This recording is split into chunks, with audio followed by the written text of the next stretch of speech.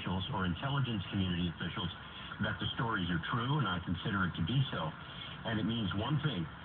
It means that probably in June, we're conducting a criminal investigation, and in all likelihood, of Paul Manafort and people associated with him. They were denied a warrant, either a criminal wiretap warrant under Title III or a FISA warrant under the Foreign Intelligence Surveillance Act. What's fascinating about this is they continue to do whatever they're doing. They come back a couple of weeks before the election of the president, and they get a warrant to electronically surveil something, maybe a computer, maybe phones, maybe emails, we don't know, something in the Trump campaign headquarters. Now, Comey is in charge of this. This is his baby. Nobody in his right mind, given that we're not talking about terrorism or a threat to national security, none of this involved that. Nobody in his right mind allows a wiretap or electronic surveillance that close to a national election on the headquarters of the opponent of the in-power administration. I got to tell you what I think. I think James Comey needs to see a psychiatrist.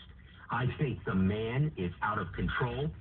I think it is clear that in collusion with people in the Justice Department, like Sally Yates and others, he decided that he was going to spread his wings and investigate something which we will find out later what it was.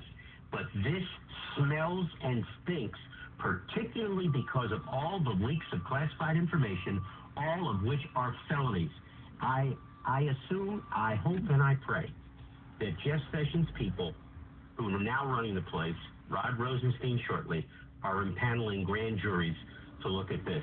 This may be the takedown of the FBI. This brings us back to Watergate. This is L. Patrick Gray territory. Wow.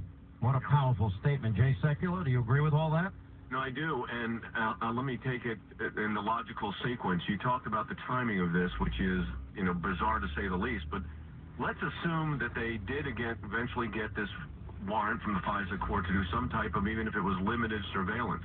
What Joe said, and I think what needs to be underscored here for everybody that's listening, is that means that the FBI, under James Comey's direction, once again was intervening in a presidential election. Now, I don't care if you're a Republican, Democrat, or Independent. 3 times during this election, he publicly made statements. First it was, there's no evidence against Hillary Clinton, then there may be evidence against Hillary Clinton, and then she's cleared of charges relating to this evidence against Hillary Clinton. He should have never done any of those. He should have, as Joe just said, impaneled a grand jury to investigate this. But that's not what they're doing. So I think this is a head-to-head conflict between James Comey and the president. The fact that James Comey, the FBI director, challenged publicly the administration by saying that the FBI, Department of Justice, should not do what the president asked, which is to investigate this. I think that tells you the entire story. So whether there was an investigation of Paul Manafort, whether it was somebody else, whether it was the Bank of Russia that's located in Trump Tower, you know what? That's kind of irrelevant. What we do know is so far, and Senator Coons was forced to say this by our friend Chris Wallace on Fox News Sunday, they have no evidence of a link and collusion between the Trump administration and the Russian government, despite the fact that Senator Coons said the exact opposite on the Friday before. But I think this underscores the real problem here, Sean, and that is an FBI, is what Joe's saying, out of control. Now, the president could declassify this information, or, as he's decided to do, send it back to Congress. And you're going to look at Russia, look at this too. And I think, at this point, the country's, going to move forward on other issues. But I don't think we should lose sight of the fact that I think you got a meddling FBI here, and that's very dangerous.